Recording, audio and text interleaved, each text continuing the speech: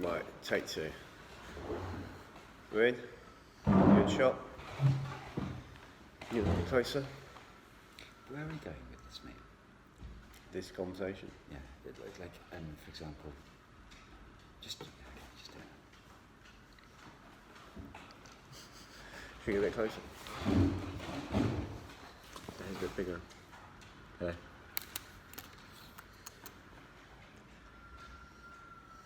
Something wrong with you. Do you think I'd be walking around the United Kingdom coastline if there was something right with me? Yeah, that's true. That's true. Actually, I did always wonder. No. Right. Okay, so the weather's taken a bit of a turn. Oh yeah, it has. Yeah. So we've taken refuge in the Kirkwall Hotel. Yes, Kirkwall Hotel, right on They've the been very seafront. kind to us. They have, yeah. We've got our own room and everything. Do you feel privileged? Some people are going to believe that. Let them believe what they want, mate. Okay, fair enough. But yeah, no, when we're on the... I laugh at my own jokes. I know you love your own jokes.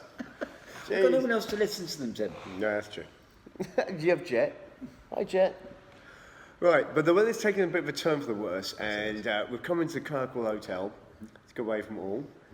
We're just at the Ring of Brodgar, and yeah, we got the course out a bit there, didn't we? We did, and there we are. I keep saying this to you, Tim. Welcome to my life, mate. 1 minute the further north you go, the more you get caught out. You'll just be walking, it'll be beautiful, it'll be a lovely morning, and then suddenly, bang, it'll just come from nowhere. It's a different jet stream here. So, yeah, you've got to be on your toes when it comes to this kind of weather. And you've experienced that today. When we got together this morning, it was beautiful, it was lovely, it was sunny. And all of a sudden, all the ships, the cruise ships have all, they've had to stop what they're doing. It's the sky just goes black, doesn't it? Straight away. It really does look like Mordor, doesn't it? Yeah, it's amazing. But the Ring of Brodgar is amazing because that was... how old are those stones? So they say it's about 4,500 years. 4,500. The oldest, in fact. So in the UK, they reckon they've recently discovered that it was the hub of standing stones throughout the whole of the UK, so Stonehenge was a lot younger. So put this into It's the big brother of all of them. So it's older than Stonehenge, it's older than the pyramids. And we're talking thousands of years. And it's even older than the invention of the wheel. Mate, it's even older than you.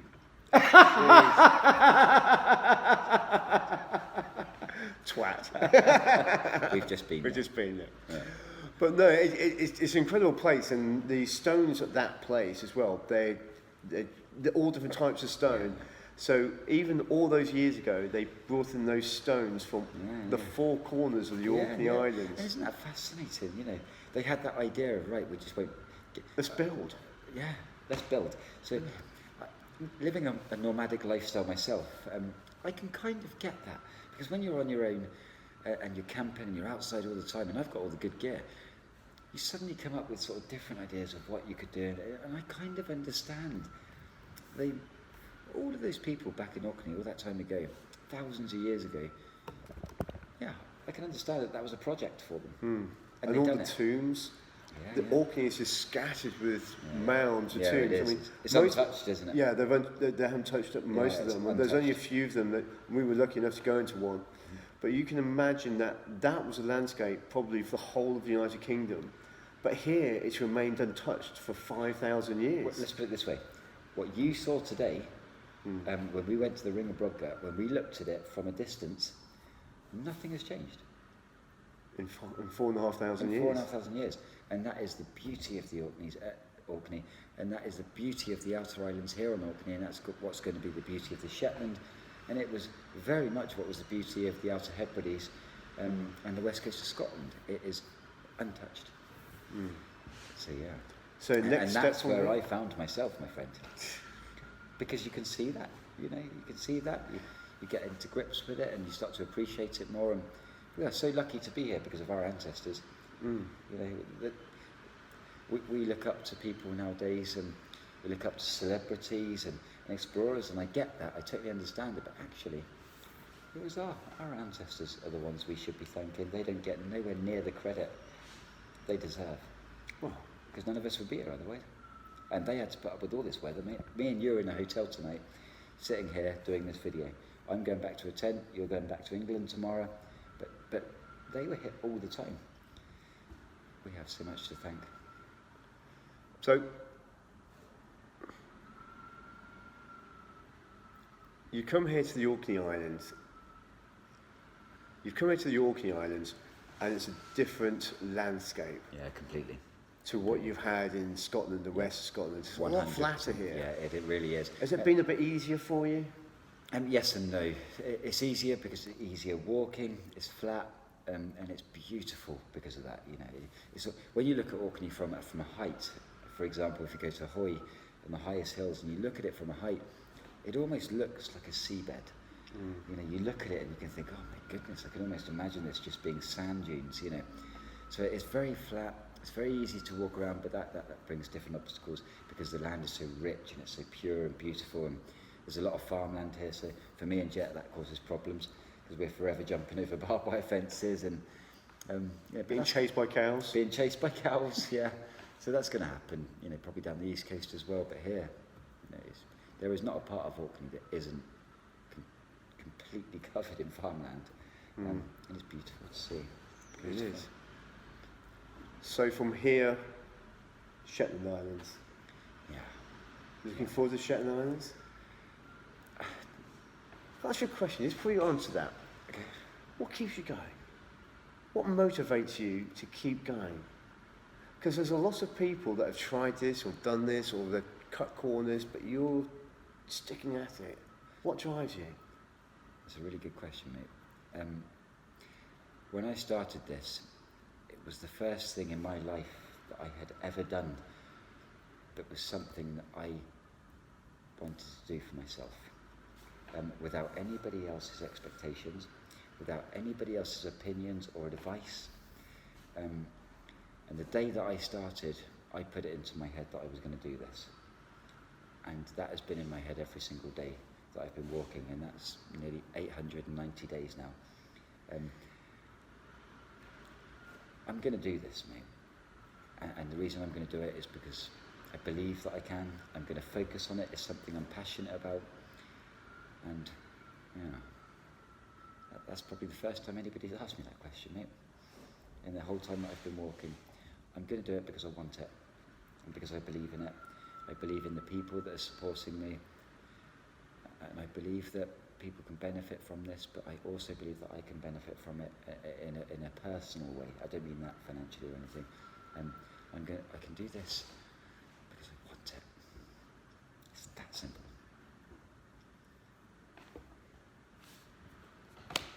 That's the only answer. That's a great answer, mate. That's the only answer I can give you. That's a great answer. But mate, you know yourself, Tim, look what you're doing. If you believe that you can do something and you would just ignore everything else, the ambient noise around you from relatives, family, friends, don't listen to it. As long as you're going to do something that's good and that's going to make something positive and you're kind on the way and you're nice to other people, why stop? Why stop? I don't want to go out tomorrow, mate, when I know that it's going to be raining. I know the winds are going to be hideous. I know that Jet's going to be cold. I know we're going to get battered. I know this is going to happen for the next 5 months. I know it. But I've set myself a goal. And I'm going to bloody do it, mate. Good on you, mate.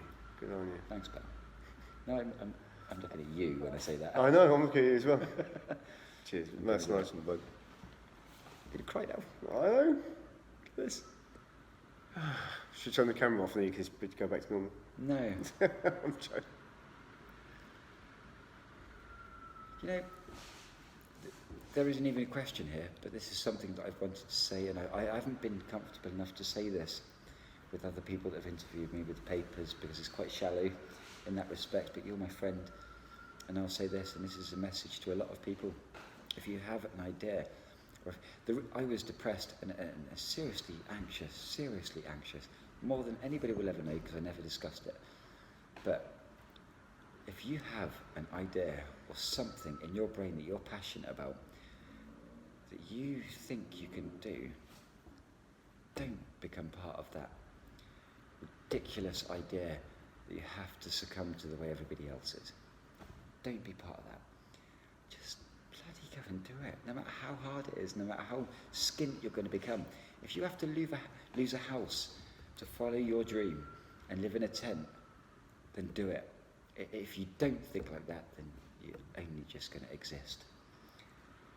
You know, you've got to follow your dreams. Everybody that you know in life that's ever been seriously successful has sacrificed everything to get there.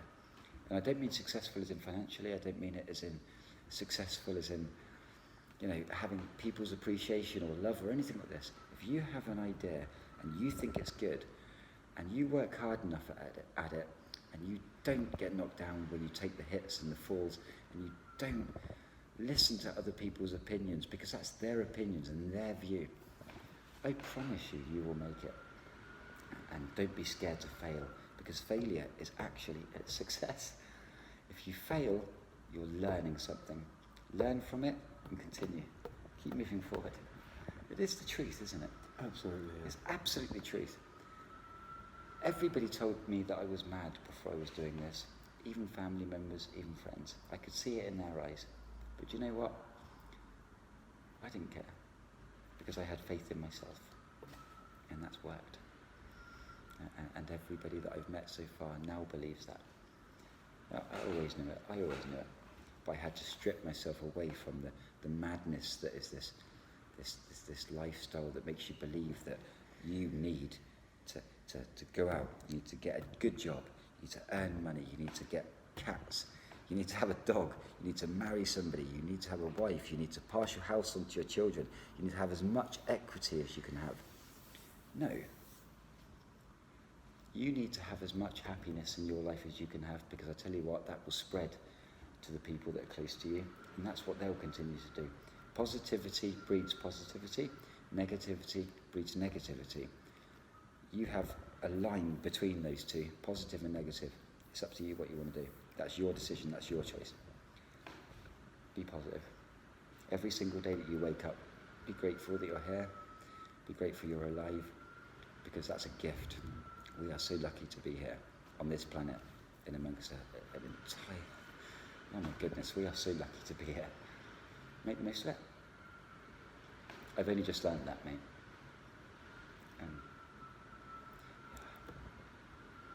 Wow, that was deep. That was deep. It's good, man. It's the truth though, isn't it? It's the truth.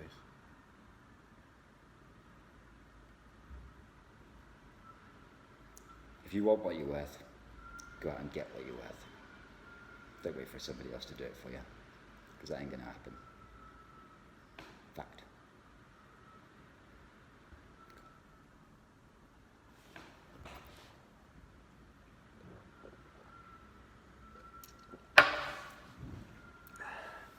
I think we'll end it there, mate.